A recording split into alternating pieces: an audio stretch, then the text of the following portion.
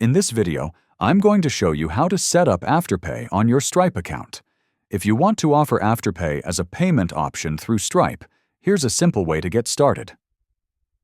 First, log in to your Stripe dashboard. Afterpay, also known as ClearPay in some regions, is available as a payment method on Stripe, but you'll need to enable it. Go to Settings and then click on Payment Methods. Scroll down and find Afterpay. ClearPay. Toggle it on to activate. Next, make sure your website or app supports Stripe's Payment Methods API that includes Afterpay. If you're using a platform like WooCommerce or Shopify, check that your Stripe plugin supports Afterpay. To fully use Afterpay through Stripe, you don't need a separate Afterpay account. Your Stripe account handles the integration.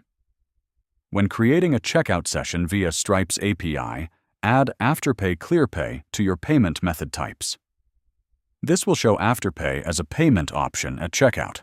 Finally, test your checkout to confirm Afterpay appears and works properly. That's how to set up Afterpay on Stripe.